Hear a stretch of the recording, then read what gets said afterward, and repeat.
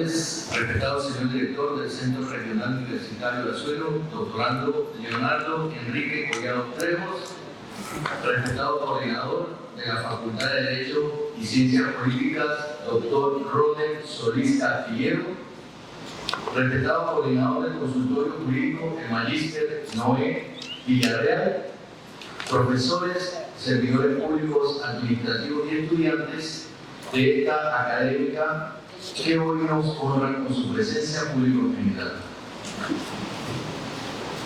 Bien, a mí me corresponde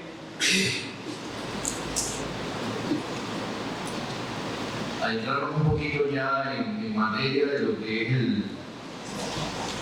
las generalidades. Vamos a ser bastante genéricos en este tipo de impuestos, que vamos a tratar dos, que son el impuesto sobre la renta y el impuesto sobre la transferencia de bienes corporales muebles y la prestación de servicios, que comúnmente lo conocemos como el ITBMS. Vamos a tratar de ser lo más sencillo posible para que se comprenda el tema, ya que, como bien lo mencionó la magistrada, es un tema bastante complejo y que podemos aquí, en cada uno de estos dos tributos, ir tirando muy delgado, pero vamos a hacer que sea lo más comprensible posible para que el mensaje llegue.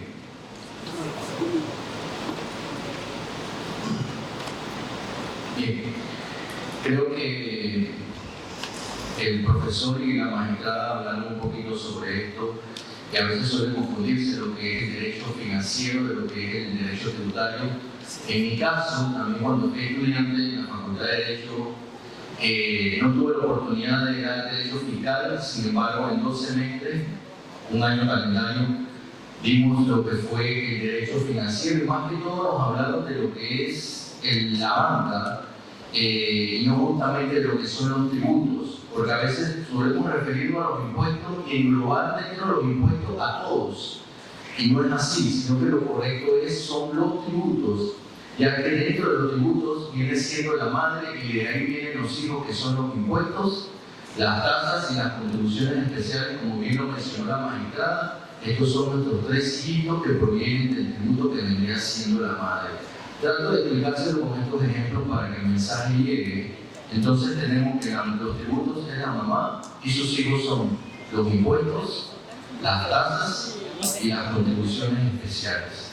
Dicho esto, entonces vamos a hacer una diferenciación entre lo que es el derecho financiero y el derecho tributario. Mientras que el derecho financiero se encarga de toda la actividad estatal, el estudio de la actividad estatal financieramente. ¿Qué quiere decir esto? Que se va a encargar de lo que son los gastos, los ingresos y el presupuesto del engranaje gubernamental de toda la República. Mientras que el derecho fiscal, estudia solo las relaciones derivadas de la aplicación de los tributos. Ya vendría siendo como el hermano de lo que es el derecho financiero. El derecho financiero se encarga solamente de la actividad estatal y el derecho tributario de lo que son la aplicación de los tributos.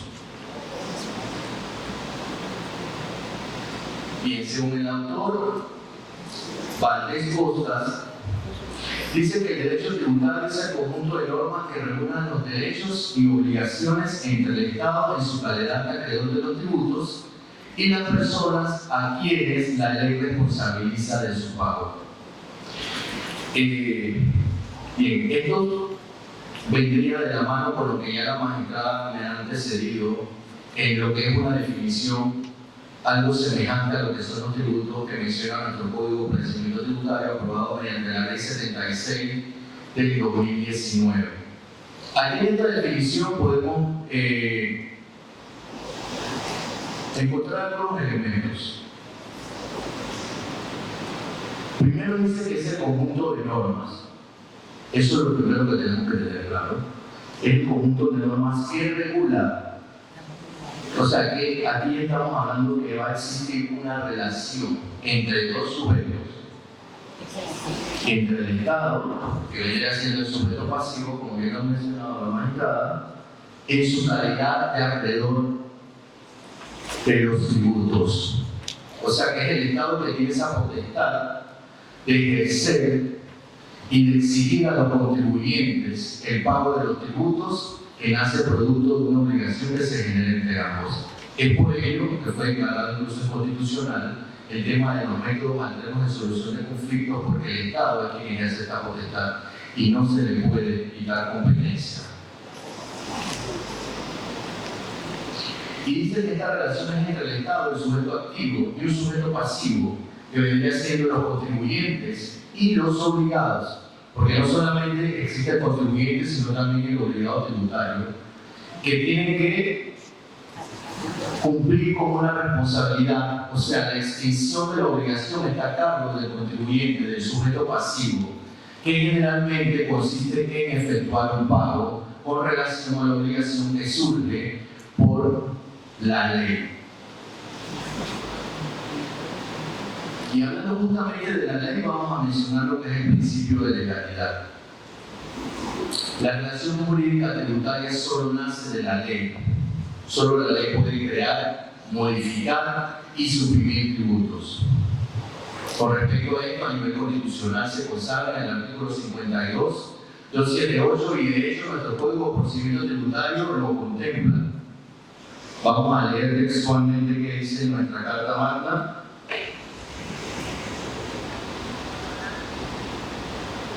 Dice el artículo 52. Nadie está obligado a pagar contribución, impuesto que no estuviese legalmente establecido y cuya cobranza no se hiciera en la forma prescrita por las leyes. Artículo 252 de la Constitución, en concordancia con el 278, no se percibirán entradas por impuestos que la ley no haya establecido, ni se pagarán gastos no previstos en el presupuesto. Principio de legalidad, artículo 8 de ley 76 del 2019. Solo la ley puede crear, modificar, suprimir, definir el hecho generador de la obligación tributaria, indicar el obligado o contribuyente y el acreedor del tributo. Espero que nos haya quedado claro que nadie puede cobrar ningún tipo de contribución, tasa o impuesto que la ley no haya definido. Y esto es el principio de legalidad. Bien, como les mencioné, en la definición que nos brindó el autor Valdés Costa en cuanto a lo que es derecho tributario, se hablaba de una relación. Vamos a hablar un poquito de lo que es la relación jurídico-tributaria, y es aquella que surge del Estado cuando éste establece un tributo en ejercicio de su poder tributario. Nuevamente aquí mencionamos la facultad del poderío de imperio que tiene el Estado con respecto a los tributos. Entonces, en virtud de ese poder de imperio, el Estado mediante una ley establece, se generan vínculos y situaciones jurídicas entre este, que vendría siendo el sujeto activo, el Estado, y aquellas personas que deben cumplir con el deber de la prestación así establecido. Dado esto, se establece una relación jurídico-tributaria. Entendámoslo de un modo más sencillo. Hablamos del principio de legalidad, que en resumen, solo la ley puede generar y crear o suprimir o modificar los impuestos, las tasas, las contribuciones, es decir, los tributos. Como la ley es la que lo crea, nace el producto del imperio, el poderío del Estado, que a través de la ley crearlos. Y producto de esta creación se va a exigir una obligación. Se le va a exigir al sujeto pasivo, que vendría siendo el contribuyente o los obligados tributarios, que tienen la obligación de cumplir con esta obligación que nace de la ley. Pero esta obligación solamente va a tener cabida si se cumple con una situación descrita en la ley, que vendría siendo el hecho generador, del cual les voy a pasar a hablar un poco más adelante.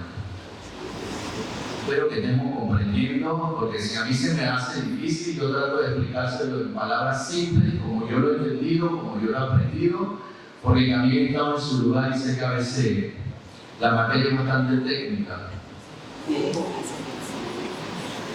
Bien, aquí tenemos una definición que vamos a ver si logramos identificar a qué nos estamos refiriendo. Dice que es el destinatario legal tributario, obligado por mandato legal a cumplir con una prestación pecuniaria a través de la realización del hecho generador impuesto en la norma. ¿A qué nos estamos refiriendo? ¿Quién tiene una idea de qué engloba este concepto? A ver. Bueno. Nos estamos refiriendo al contribuyente. Dice que el contribuyente es el destinatario legal, tributario, obligado por mandato legal, principio de legalidad, a cumplir con una prestación pecuniaria. Ahí se genera el vínculo, la prestación pecuniaria está descrita en la ley. A través de la realización del hecho generador, la situación tiene que desarrollarse, dispuesto en la norma. Nuevamente nos hace y nos recalca que debe estar descrita en la norma.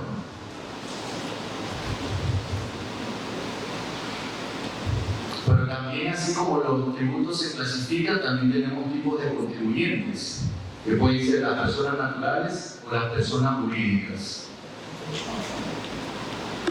La obligación tributaria se produce como consecuencia de la producción del hecho generador, es decir, el sujeto activo exige a un sujeto pasivo. Sabemos que la ley es la que establece el tributo, pero el Estado, en ejercicio de su potestad, va a crear esta situación que genera vínculos. Entonces, estos vínculos generan obligaciones, y esta obligación entre el sujeto activo y el sujeto pasivo es la que se debe cumplir mediante el desarrollo del hecho generador. He mencionado reiteradamente hecho generador. Aquí está, damas y caballeros. Dice que es el presupuesto o situación tipificada en la ley cuya realización origina el nacimiento de la obligación. Vamos a entenderlo como un ejemplo. Algunos de ustedes tienen un pequeño negocio, una fonda, o algún emprendimiento, porque esto surgió ahora, lo que está en boga son los emprendimientos, los emprendedores, ¿no? Producto de la pandemia, todo el mundo ha desarrollado una actividad de manera informal, ahora se le ha denominado emprendimiento, pero genera un ingreso. ¿Qué dice la ley? Que si usted está generando un ingreso, usted tiene que reportarlo al fisco.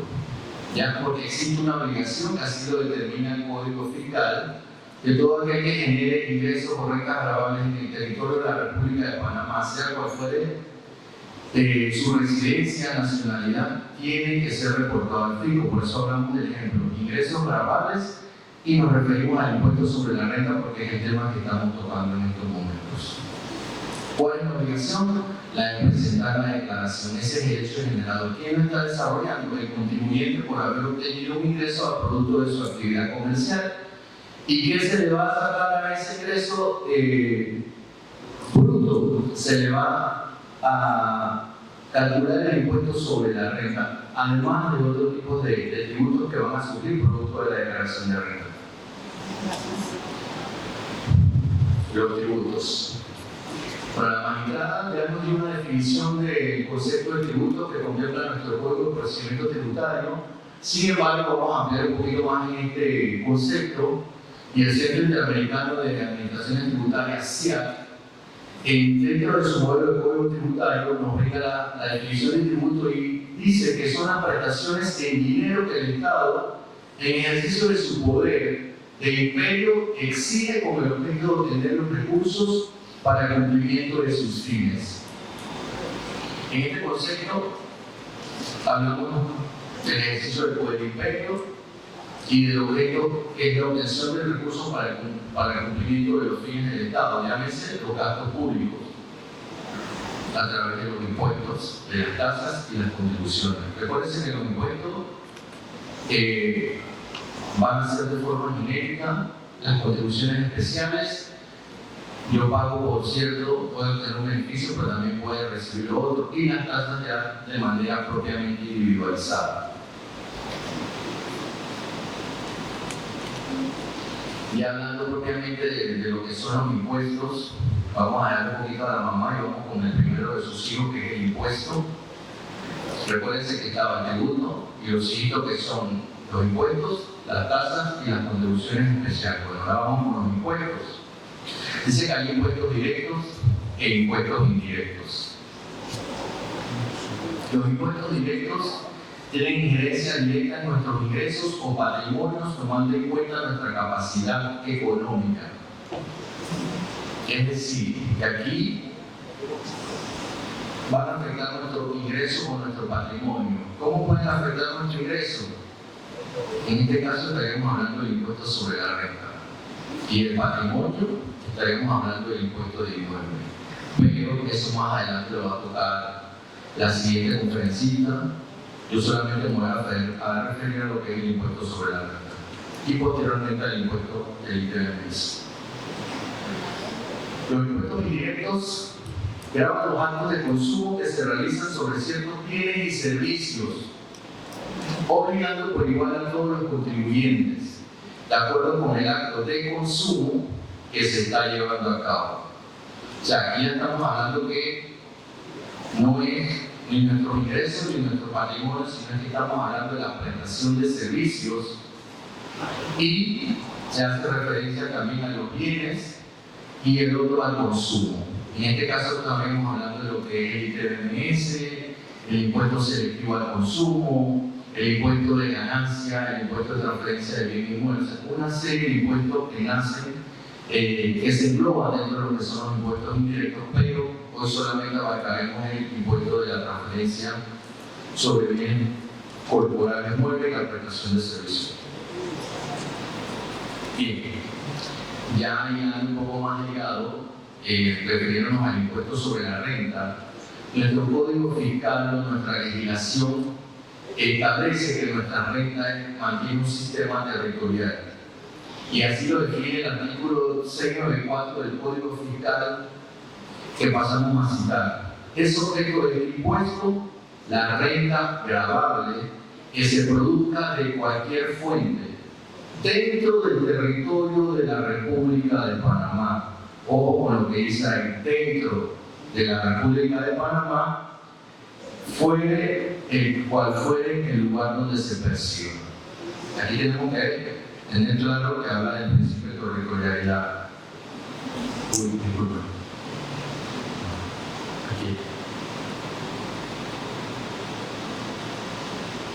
Aquí está. La renta gravable que se produzca dentro del territorio de la República de Panamá. Hablamos entonces ahí que es un sistema territorial. Impuesto sobre la renta. Vamos a definir un poquito de lo que es la renta. Dice que es la utilidad o beneficio que rinde una cosa durante un año. Volvemos al ejemplo del emprendimiento. Estamos en el año 2023. Usted durante todo el 2022 tuvo un kiosquito, vendía vincha, vendía mesada, vendía arroz con leche. Usted durante ese año tuvo una ganancia. Bueno, ese es el beneficio que rindió toda esa vinchita, esa arroz con leche, o la leche que usted ordeñó. Esa venta de esa leche para lo que sea produce una ganancia, un ingreso. Eso es el beneficio que rinde una cosa.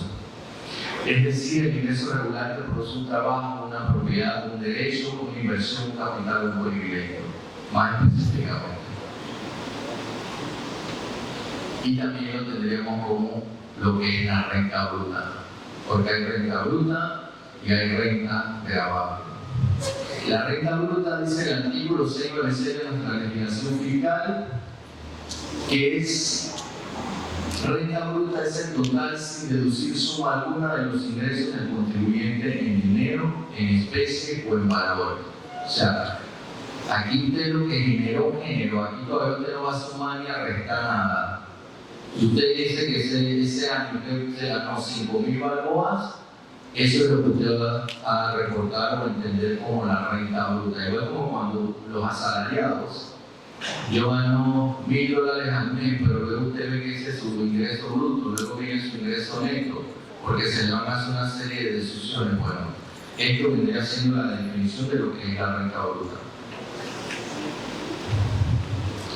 Y la renta gravable, nuestro código también hace una distinción de lo que es la renta gravable, dice que es la diferencia o saldo que resulta luego de deducir a su renta bruta. Recordemos que la renta bruta es el total sin nada, o sea, el bruto, los $5,000 que usted se ganó en su negocio en ese año. A esos $5,000 que usted le va a restar, si tuvo ingresos de fuente extranjera, los ingresos exentos y los no gravables, así como los costos y los gastos que usted haya incurrido. Quiere decir que para usted llegar a producir esos 5,000 balboas, póngase en arroz con leche, usted tuvo que gastar en leche, en arroz, en la vasijita para componer arroz con leche, posiblemente en algo para enfriarlo. Entonces, eso vendrían siendo los gastos, costos y erogaciones que posiblemente usted tuvo para generar esos 5,000 balboas producto de la venta de su arroz con leche. ¿Se está comprendiendo? Para hacer un examen. Yo soy el que voy a preguntar ahora. Vamos a hacer la dinámica de mi vez. A ver. Nuestra legislación jurídica, o las personas jurídicas, tenían hasta el 31 de marzo para presentar su declaración jurada de renta. Sin embargo, los contribuyentes pueden hacer uso de una prórroga, pero deben de solicitarla antes del vencimiento de los plazos que por ley tenían para presentar sus respectivas declaraciones. Así que ya por lo menos tenemos esto, es otro concepto, un plazo que debemos tener claro. Personas naturales tienen desde el 2 de enero, porque recordemos que el 1 de enero libre, tienen desde el 2 de enero hasta el 15 de marzo para presentar su declaración jurada de renta. Personas jurídicas del 2 de enero al 31 de marzo. Y pueden solicitar una prórroga, pero dentro del plazo anterior.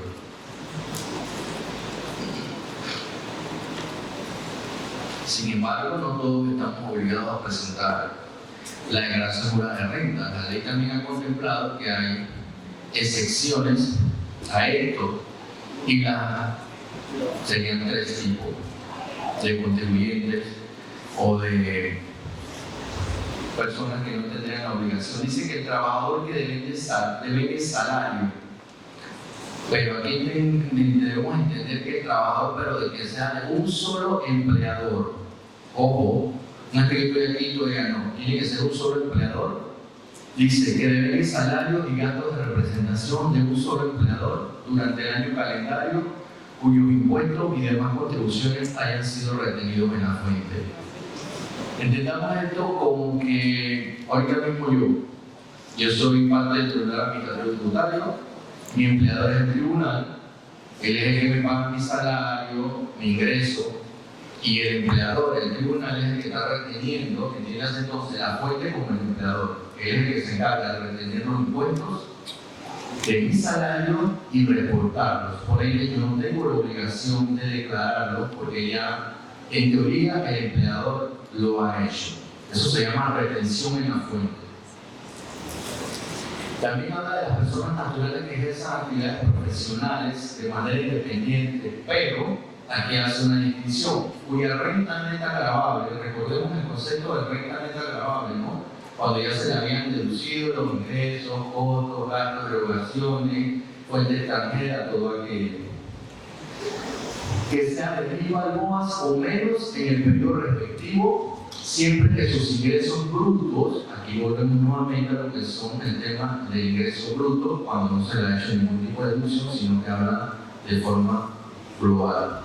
No asciendan a más de 3,000 anuales y no pudieran quedar por fuera del sector agropecuario. Entonces la ley también les hace esta exención de no presentar declaración de renta. Sin embargo, tiene que tener un ingreso bruto anual menor a 350,000 balboas para poder tener este beneficio, llámese exención de no presentar una declaración de renta. Por ello no aplicaría el artículo anterior, que es el 710 del Código Fiscal, que habla de la obligación de presentar la declaración jurada de renta. No obstante, queremos hablar un poquito del punto 3. El simple hecho de que yo tenga un ingreso menor a 350,000 balboas no me exime propiamente o así per se de la obligación, ya que yo tengo que solicitar a la administración tributaria este beneficio, o sea, tiene que pedir una certificación agropecuaria en vida de que en efecto tú estás dentro de esto. Eso no es así por así que yo no, solo tienes que probar. Se presenta una solicitud, el departamento verifica ciertas certificaciones de que en efecto tú tienes una finca que tiene una función agropecuaria, todo aquello, una serie de elementos, y entonces la administración tributaria va a verificar esto y se va a pronunciar con respecto y te va a otorgar el beneficio. Bien, las tarifas. La tarifa es uno de los elementos de la obligación tributaria. La tarifa viene siendo como el porcentaje sobre el cual se calcula el monto exigible o el impuesto que vas a pagar. Hablemos primeramente que el Código establece en su artículo 699 una tarifa general para lo que son las personas jurídicas que dice que es el 25%. Este 25% se calcula sobre los ingresos y eso es lo que va a generar el impuesto a pagar. También dice que el 30% será el impuesto sobre la renta, pero de las empresas donde el Estado tenga una participación accionaria mayor al 40%. Aquí hay otro tipo de tarifa que va cambiando, el 25, 30. Y entonces, ahora vemos a las empresas o los grandes contribuyentes, que son los que generan un ingreso arriba de 1,5 millones. O sea, ya se pueden hacer una idea del tipo de empresa que puede ser.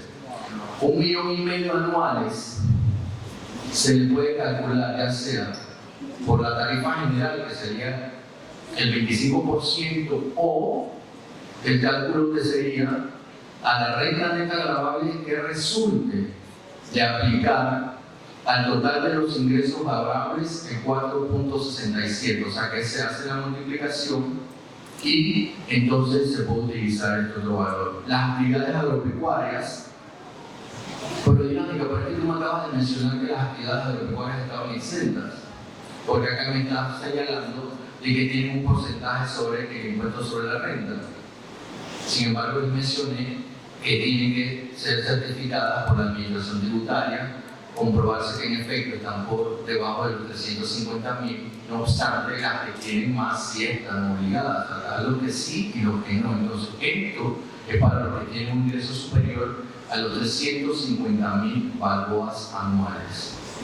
Se les aplicará la tarifa general del 25% o la misma operación, pero solamente que se multiplica en vez de 4.67 a los ingresos totales se les aplicará el 3.25. Bien, ya esto acá hablamos entonces de las micro, pequeñas y medianas empresas. Aquí hay una tabla que en nuestro Código Judicial, en el artículo 699 detalla, dice que las empresas que generen ingresos hasta 11.000 pagarán el 7.25. Aquí vemos que hay otro tipo de tarifa. De 11.000 a 36.000, el 10%.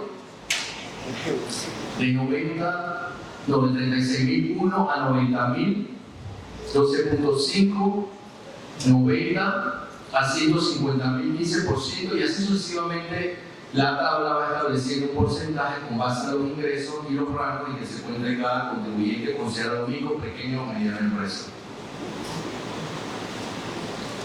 De igual modo, entonces tenemos a las personas naturales. Personas naturales no nos vamos a referir aquí a los que ya se les ha retenido en la fuente. Recordemos que el trabajador, que tiene un solo empleador, que entonces el empleador es el que retiene los impuestos. No, aquí estamos hablando de la persona natural común y silvestre que se mantiene un ingreso por cualquier actividad. Hay una tabla. Los que generen menos o hasta 11.000 balboas no pagarán impuestos sobre la renta. Sin embargo, si el rango va de 11.000 hasta 50.000 balboas, se le cobrará el 15% por el excedente hasta 50.000 balboas. Más de 50.000 balboas pagarán 5.850 por los primeros 50.000 y una tarifa del 25% sobre el excedente de los 50.000 balboas. Aquí serían operaciones matemáticas con base a los ingresos que se van reportando en la declaración de renta. Bueno, igualmente aquí hablando aquí hay otra tarifa, micro, pequeño y mediano empresario, aquí va a cambiar de 11.000 a 36.000 y así entonces de 7.5 al 22.5% establece el artículo 700 más del Código Fiscal. Eso ustedes lo pueden revisar y ahí se les va a detallar. Vamos a pasar esto. Ok. Tenemos que hablar entonces del principio de legalidad, que solo la ley establece y puede exigir crear, modificar o suprimir los tributos a través de la facultad y el poder de imperio que tiene el Estado. Hablamos del sujeto activo, que es el Estado, el sujeto pasivo, que es el contribuyente obligado tributario, del cual es el que desarrolla el hecho generador y que está a cargo de la extinción de la obligación, que generalmente es el pago. Esto es un resumen breve. Entonces, en virtud de eso, también la ley establece que los contribuyentes que hayan generado ingresos o una utilidad o beneficio con base a su renta deben de declararlo con base al artículo 710. Pero ¿qué pasa si yo presenté mi declaración de renta y tengo un error? También la ley me faculta o me da el derecho a que yo pueda rectificar eso. Y asimismo me establece un plazo. Dice que si yo estoy presentando este año 2023, presento la declaración del año 2022, yo tengo 36 meses. ¿Qué son 36 meses? Tengo 3 años para rectificar, volver a presentar una declaración de renta.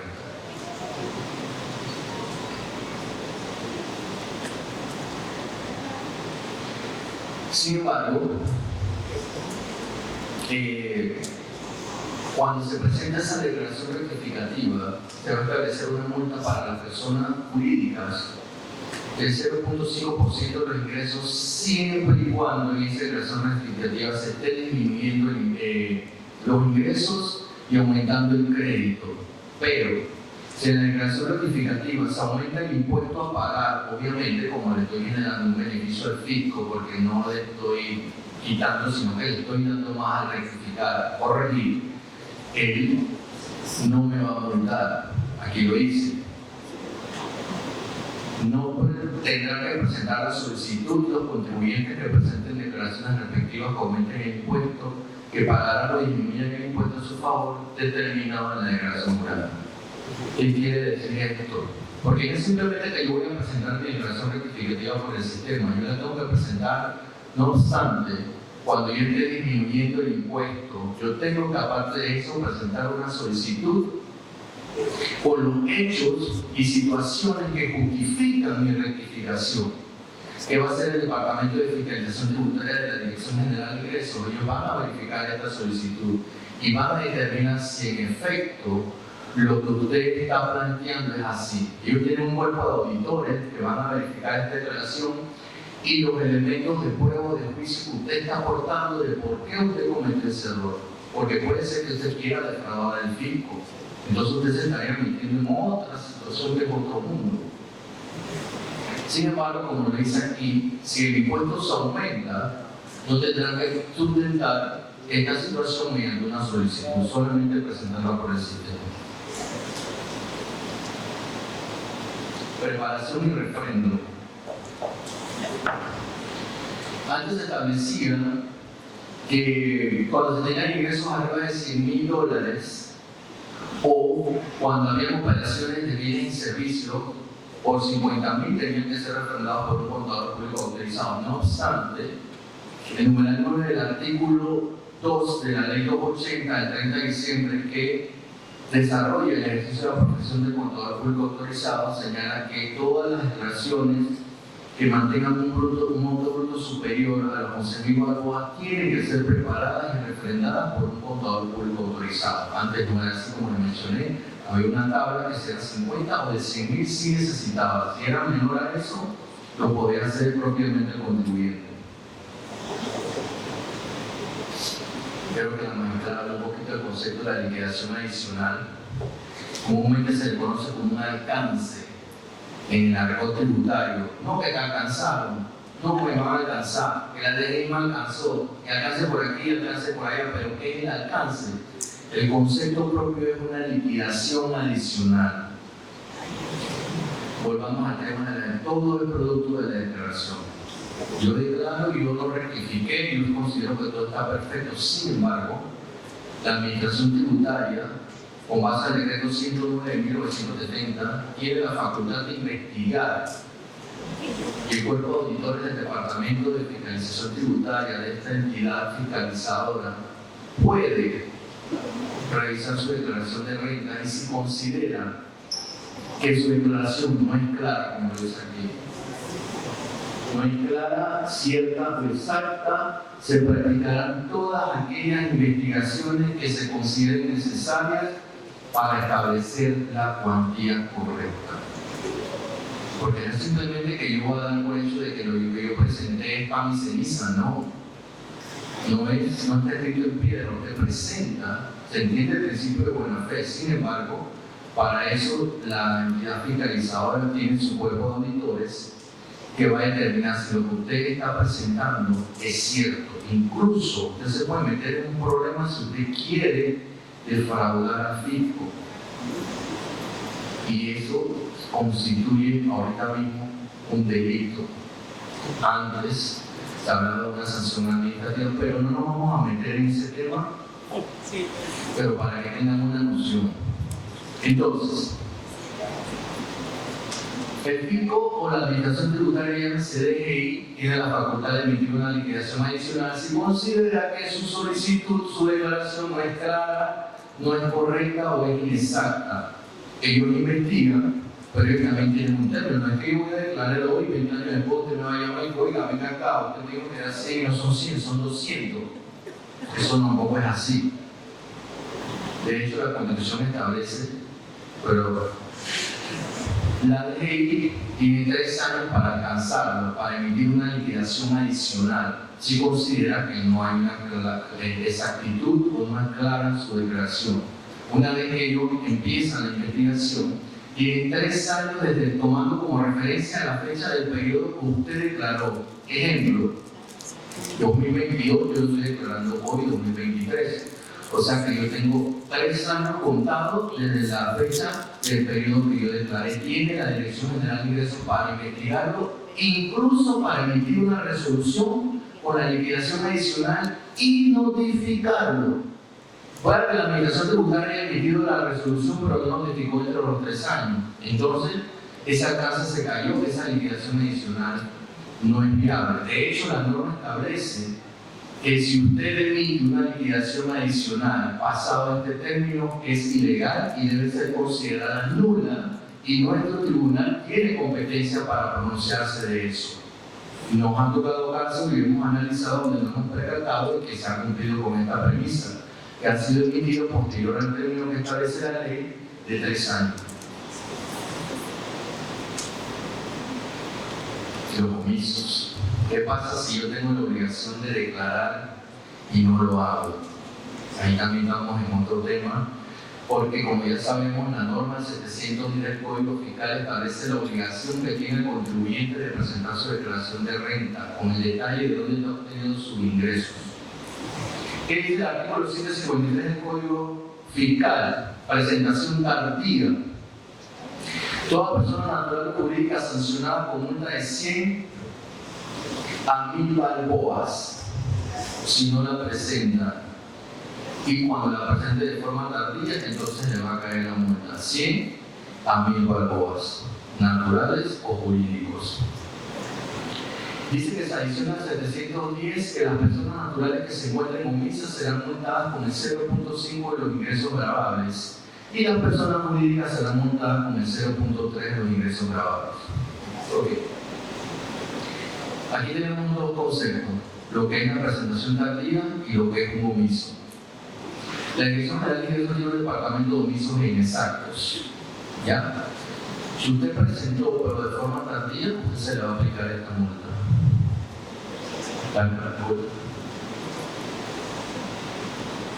La multa que va de 100 a 1000. No obstante, si usted se quiere hacer loco y no voy a declarar tardíamente, Como sabemos y les mencioné, el Departamento de Fiscalización Tributaria tiene la potestad de investigar, y si detecta que un contribuyente no ha declarado, es decir, que está omiso, ellos hacen la investigación, arman su PN, emiten una resolución y entonces ellos van con operaciones similares a la suya a determinar cuáles son los tributos o impuestos que se van a generar producto de esta declaración, que toman como referencia una operación similar a la suya y se le va a establecer esta multa. En los naturales del 0.5 de los ingresos que ellos determinen y el 0.3 de los jurídicos. Ahora bien, producto de la declaración de rentas se van a generar una serie de impuestos que usted debe de pagar. La ley también establece que usted tiene un plazo para pagarlos. Específicamente, el impuesto sobre la renta dice que se deberá ser pagado durante el siguiente, a partir del siguiente año que debieron ser declarados. Sin embargo, el fisco también tiene que accionar. El contribuyente tiene un año para pagar el impuesto sobre la renta. Ejemplo, yo estoy declarando este año 2023, el periodo 2024. ¿Ya? 2022, yo estoy declarando entre el 2 de enero y el 15 de marzo. La norma establece que yo tengo que pagar ese impuesto en 3 partidas durante este año. Sería el 30 de junio la primera partida, 30 de septiembre y 30 de diciembre. Ese es el periodo de gracia o el periodo que se le da, que el Estado asume que el contribuyente va a cumplir con su responsabilidad de extinguir la obligación tributaria de pago. Sin embargo, a partir del año 2024, el fisco o la administración tributaria comienza su tarea: exigir el cumplimiento de su obligación, porque ya tiene una potestad y usted no la quiere cumplir, él va a accionar. Sin embargo, él solamente tiene 7 años para hacer esto. Si posterior a los 7 años no ha logrado que se le cumpla con su obligación, el contribuyente puede solicitar la prescripción de este monto en concepto de impuestos sobre la renta. Y la administración tributaria va a determinar si le asiste o no el derecho, ya que no solamente hacer la solicitud, sino que hay una forma de interrumpir esa prescripción y el plazo entonces se extendería.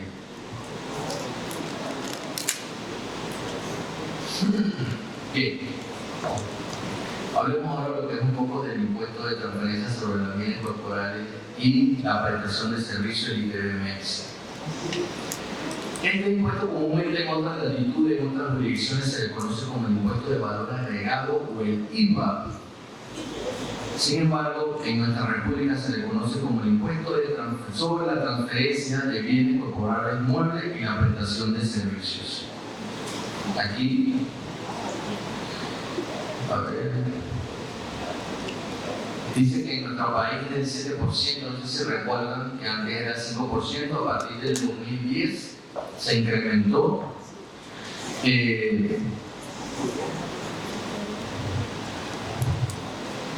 Contribuyentes del ITBMS, la norma establece que el artículo 1057 es uno de los artículos más largos del Código Fiscal. De hecho, creo que tiene como 22 o 23 parágrafos. Es una de las normas más largas, más complejas que hay en la legislación fiscal.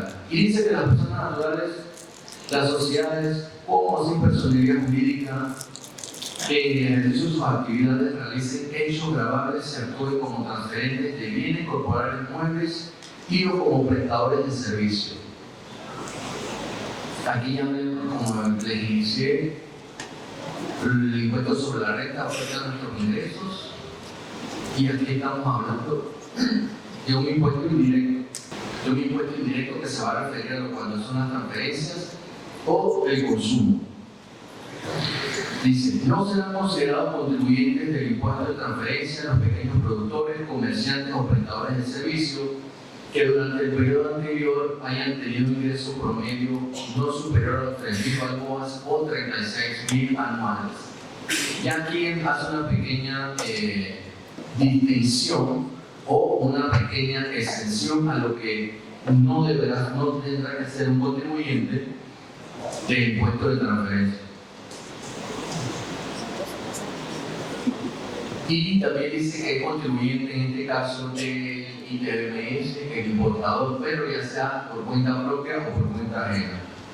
Entonces hablamos de dos tipos de contribuyentes y uno que no. Pero ese que dice que no, dice que tiene que ser menos de 3.000 mensual o 36.000 anual. No pagará impuestos sobre la transferencia. ¿Quiénes están exentos de pagar el ITBMS? Hay dos grupos. Hablamos de la prestación y hablamos de la transferencia. Transferencia y prestación son las dos clases de grupos y dentro de estos dos grupos hay una serie de actividades. Dentro de la transferencia, ¿quiénes no pagarán? Los productos agropecuarios en estado natural, ya que si sufren una transformación ya no tienen otro trato, ¿no? Natural. La exportación y reexportación de bienes dentro de las zonas libres, bebidas gaseosas, productos alimenticios, insecticidas, semillas, herramientas de mano para la agricultura, herramientas de mano. Ojo, que la ley a veces no es como sino como la interpretamos, pero a veces el texto legal es contundente.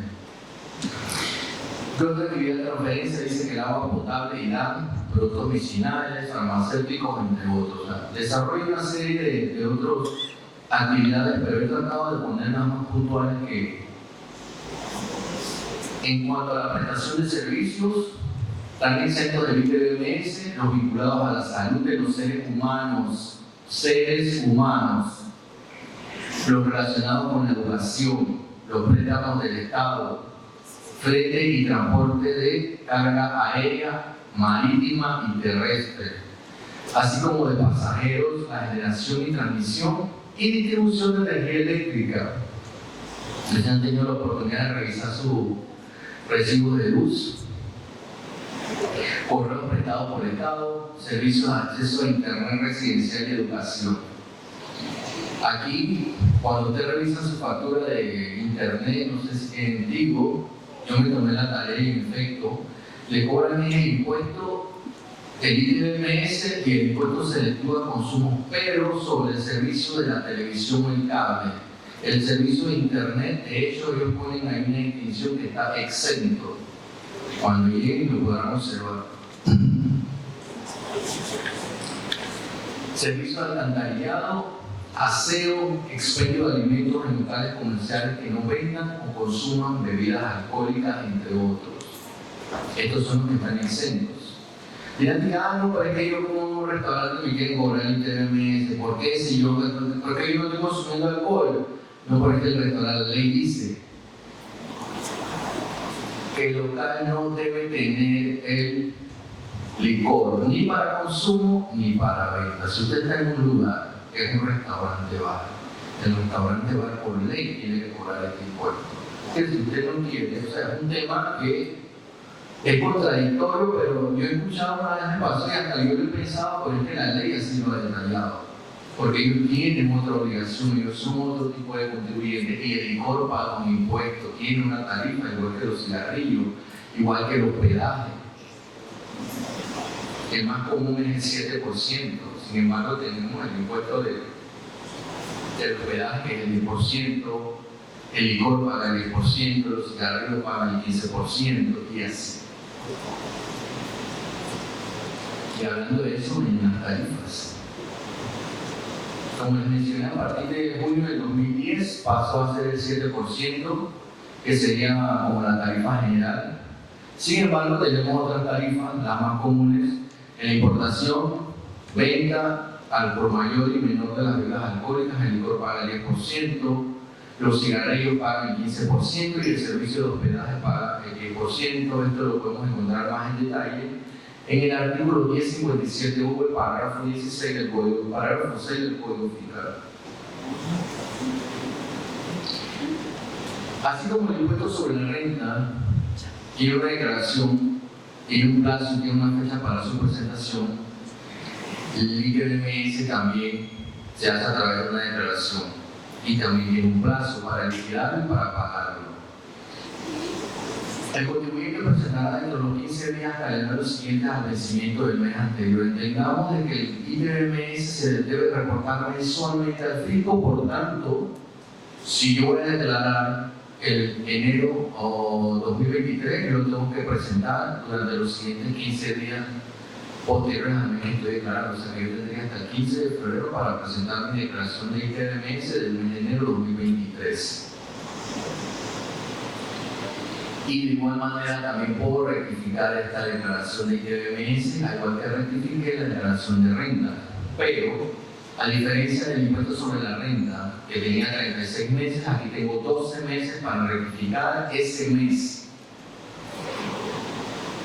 ¿Qué pasa si yo rectifico pasado estos 12 meses? ¿Qué puedo hacer? Se me va a imponer una sanción de una multa de 100 balboas a los naturales y 500 a los jurídicos. Y si yo presento tardíamente, no lo puse aquí, se me va a poner una multa de 10 balboas si yo presento de manera tardía esa declaración de sueldo. Muy buenas tardes, licenciado. Yo como norterreno en este centro universitario, yo la verdad tengo dos preguntas que quería hacerle. La primera era, usted mencionó las rentas, ¿correcto? Como alguien primerizo en este mundo, quisiera saber cuáles son los pasos para una persona natural o jurídica hacer y presentar su declaración de renta. El segundo también sería como preguntarle a usted si la declaración de renta se puede deducir impuestos o cuáles son los pasos para hacerlo si lo permite esta jurisdicción. Muchas gracias.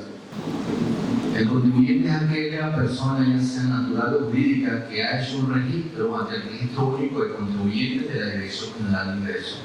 Teniendo esto claro, entonces ya podemos hablar propiamente de un contribuyente que va a tener derechos y obligaciones para con la administración tributaria producto de la presentación de su declaración de rentas. Bien, una vez que el contribuyente se encuentra inscrito, nacen una serie de obligaciones, entre ellas la de presentar su declaración de rentas.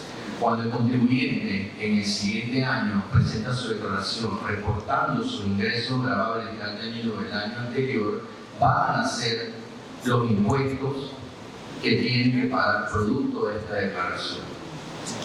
Creo que, no sé si estamos claros con la respuesta. Con la primera pregunta. Sí, está claro lo que usted me dijo, licenciado, pero yo quiero saber específicamente qué consejo nos da. Es decir, tenemos las facturas, tenemos nuestro propio contador, es decir, pasos no tan técnicos, sino de consejo para que aquellos que estamos iniciando en esto podamos tener no tantos problemas a la hora de ir a presentarlas al fisco. Ya que si bien existe la ley, también quisiera saber cómo podemos aplicarla a aquellos que no saben o dar consejo, pues. Bien, recordemos que hay temas en los que no me puedo meter porque yo no soy un contador público autorizado y es una materia que es una especialidad de este tipo de profesional. Yo legalmente te puedo señalar qué es lo que procede, pero meterme en materia contable no es lo correcto porque no es mi especialidad. Lo que yo te puedo señalar es que el artículo 710 del Código Fiscal establece la obligación a los contribuyentes que han generado ingresos durante el año anterior que deben reportarlos al fisco. Te sugiero que te hagas o te apoyes de un contador público autorizado. De hecho, muchos abogados cuando van a presentar algún tipo de recurso o van a accionar ante la Dirección General de Ingresos, lo hacen en conjunto de un contador, ya que trabajan de la mano. Esa es la propuesta que yo te puedo brindar. Y que producto de esta declaración de renta, entonces van a surgir una serie de impuestos.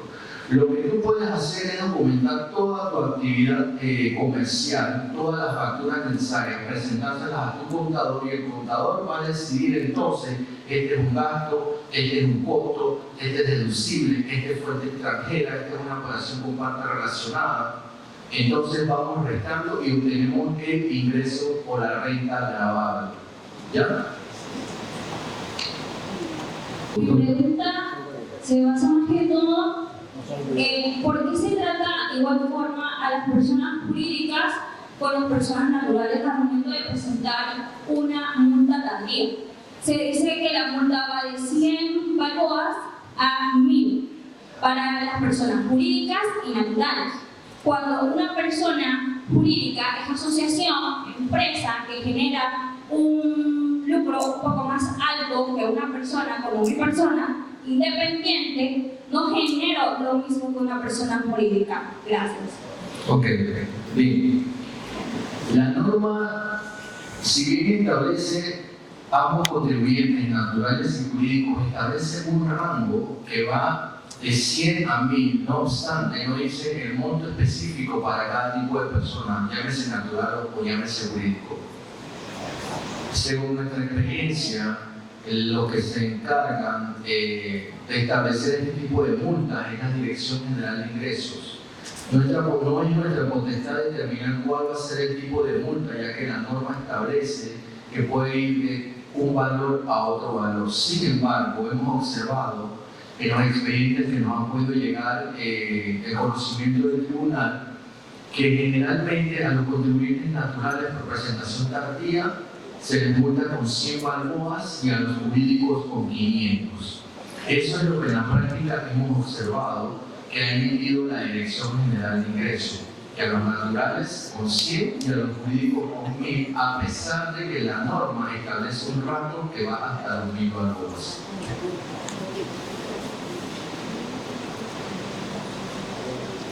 Buenas tardes. Segunda magíster Velázquez, magistrada Puri, magíster González. Buenas tardes. Gracias. Excelente exposición. Buenas tardes, Teila. Muy definitiva su exposición cuando hablamos de IRPF, de declaraciones de renta.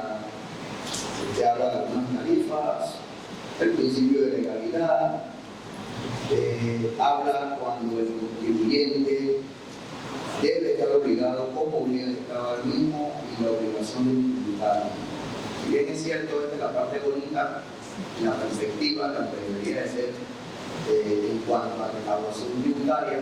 Sin embargo, hay un tema que en lo personal a mí me causa fundamental y paradigma, que es la defraudación fiscal. Y la defraudación fiscal, si bien es cierto, compañeros, es que el pago consciente del obligado tributario y del contribuyente lo hace. ¿Verdad? Usted no nos habló sobre eso.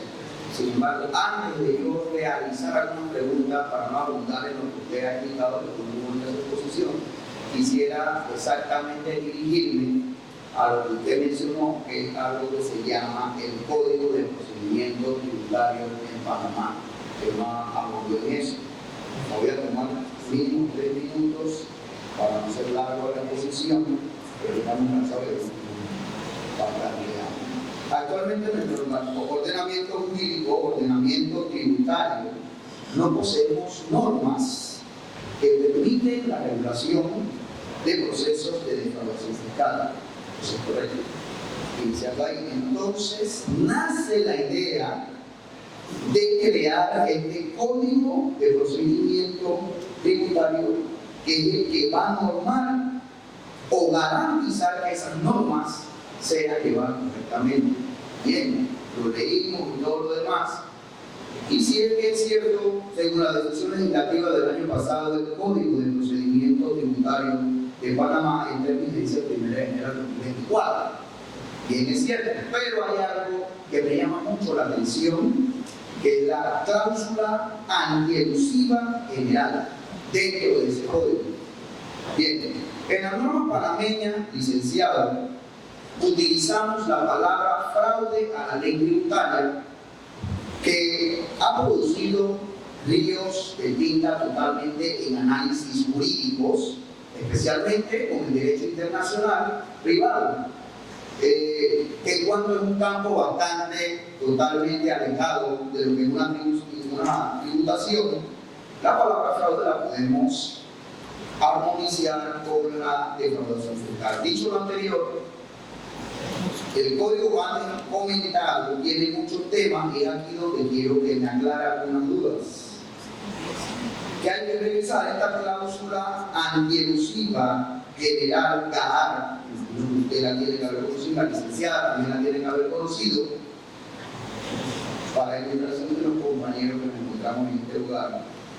Esta cláusula pone en riesgo mucho al ordenamiento tributario que los licenciados deben observar y deben conocer.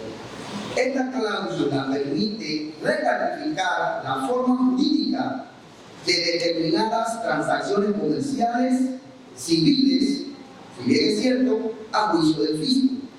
Se trata de actos premeditados y diseñados con el único propósito de evitar el pago de tributos u obtener el tipo de ventajas tributarias, vulnerando con suficiente voluntad y el conocimiento del deber al contribuyente.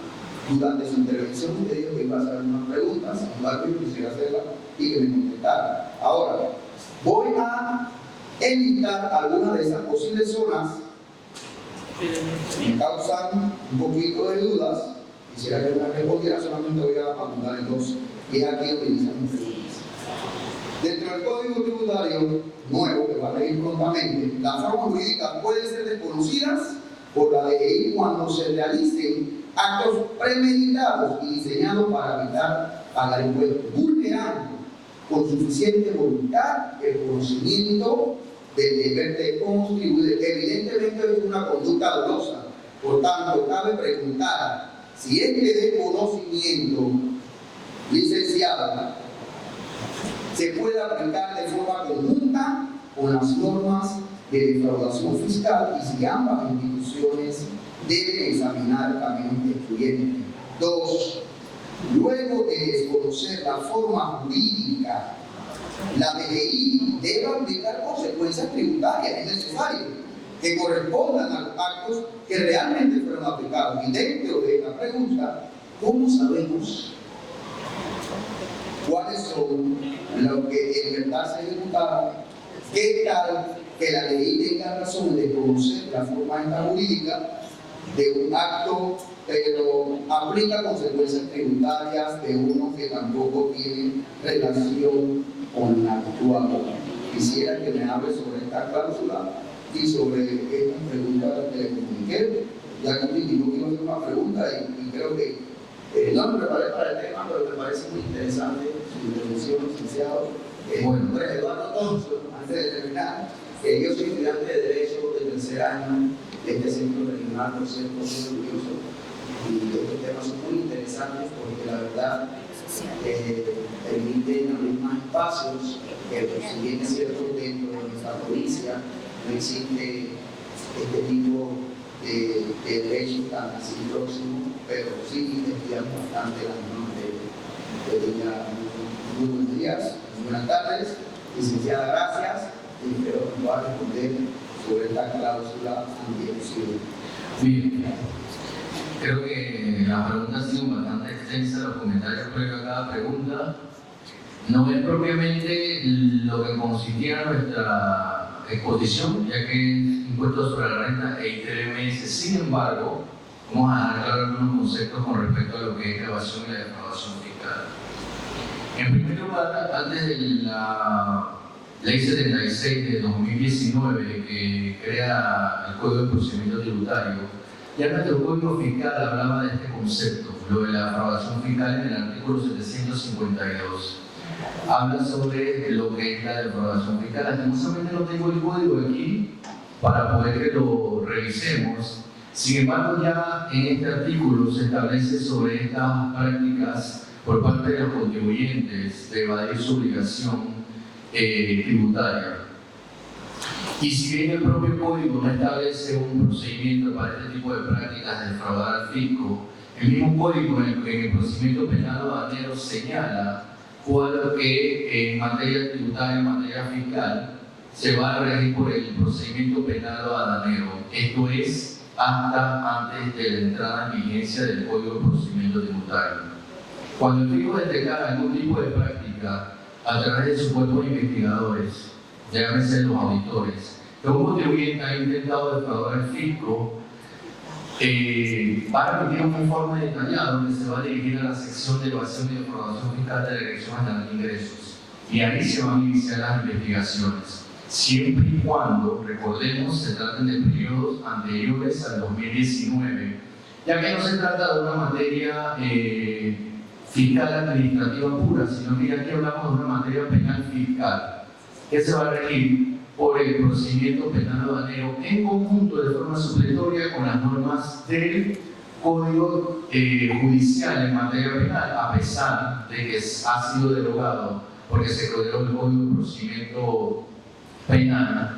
Aquí se habla de una ultraactividad de la ley, tenemos que entender estos conceptos y vamos a utilizar normas del Código Judicial que hablan sobre el procedimiento penal que han sido derogadas, pero que por producto de la ley tienen que ser utilizadas de forma supletoria dentro del procedimiento penal aduanero. Una vez que se ha emitido el informe por parte de los auditores, se inicia la investigación. El director general de ingreso, aquí vamos a hablar un poquito de lo que es el sistema inquisitivo mixto en materia penal. Antes de que surgiera el sistema penal acusatorio, existía el sistema penal inquisitivo mixto, una fase de instrucción y una fase plenaria. La fase de instrucción va a ser llevada por el departamento de la sección de evasión fiscal de la administración tributaria, en donde el director va a delegar su función en un agente de instrucción que va a llevar a cabo la investigación. ¿Por qué se hace esto? Porque a pesar de que el director está facultado para llevar la investigación, tenemos que mantener la imparcialidad, ya que el director no puede realizar la investigación y luego juzgarme o encausarme o sobreseerme. En este sentido, para propiciar este principio de imparcialidad, el director delega la función de la investigación y la instrucción en un funcionario. Este funcionario se va a encargar de la inicio de la investigación y de presentar todas aquellas pruebas necesarias para llegar a la verdad. No solamente en beneficio del fisco, sino en busca de la verdad, si se ha cometido o no el supuesto de la norma que se está considerando violada o por la cual se la práctica que busca defraudar a la administración tributaria. Estamos hablando ahorita mismo del procedimiento para todos aquellos periodos fiscales que el fisco considere que se están defraudando, pero que sean anteriores al Código de Procedimiento Tributario. Entonces, una vez que se haga toda esta investigación, la investigación termina con la emisión del Código de Procedimiento, el libro de procedimiento penal aduanero denomina como una nota. Esta nota en materia penal se le llama la vista fiscal. ¿Qué hace el funcionario de instrucción en esa nota? Emite un concepto sugiriendo si hay o no lugar para un encauzamiento del contribuyente. Una vez el expediente llega ante el director, ya estamos hablando de una etapa plenaria. Por eso les mencioné que el director no puede realizar la investigación, sino que tiene que delegar esta función. Porque él es el que va a decidir, una vez tenga el expediente con la investigación, si hay o no motivo para seguir. Ya entonces entramos a una etapa de enjuiciamiento, donde él va a sobreseer o va a encauzar al contribuyente, tomando como referencia las prácticas que consten dentro del sumario. Entonces, básicamente ese es el procedimiento que se debe seguir cuando se trata de procedimientos previos a la creación del Código de Procedimiento Tributario. En cuanto al Código de Procedimiento Tributario, ya se hace una distinción, se establece un umbral. Hablamos entonces de dos figuras de lo que es la evasión y la defraudación fiscal. Si producto de la investigación se considera que se está defraudando al fisco por una suma mayor a los 300.000 balboas, estamos hablando entonces ya de lo que es una defraudación fiscal, estamos hablando ya de un término penal, una sanción penal. Incluso puede llevar hasta prisión. En cambio, si es menor a los 300.000 balboas, ya estamos hablando de un proceso administrativo, por eso se hace una distinción de lo que es una evasión y una defraudación. La defraudación es si es mayor a 300.000, la evasión si es menor de 300.000 y será competencia solamente de la Dirección General de Ingresos. En cambio, si se considera a través del informe que es mayor a los 300.000 balboas, entonces la Dirección General de Ingresos emite un informe el cual es enviado al Tribunal Administrativo Tributario. Nuestro tribunal adquiere la competencia. De hecho, tenemos una unidad que se llama la Unidad Técnica Tributaria, que se encargan de revisar el informe en conjunto con los antecedentes que nos manda la Dirección General de Ingresos, y nosotros somos los que determinamos si en efecto el umbral es mayor a los 300.000 balboas. Remitimos el expediente a la Dirección General de Ingresos con nuestro informe y le decimos que tiene que mandar el expediente a la jurisdicción ordinaria para que se inicie una investigación por la fiscalía correspondiente. No sé si básicamente de forma genérica hemos respondido el tema de defraudación, que considero que es un tema que se puede ahondar, pero a grosso modo ya paso largo para que se entienda. Hemos hablado del sistema inquisitivo mixto, derecho, procedimiento penal aduanero, hay una serie de cosas que he tratado de abordar para tratar de resolver la pregunta.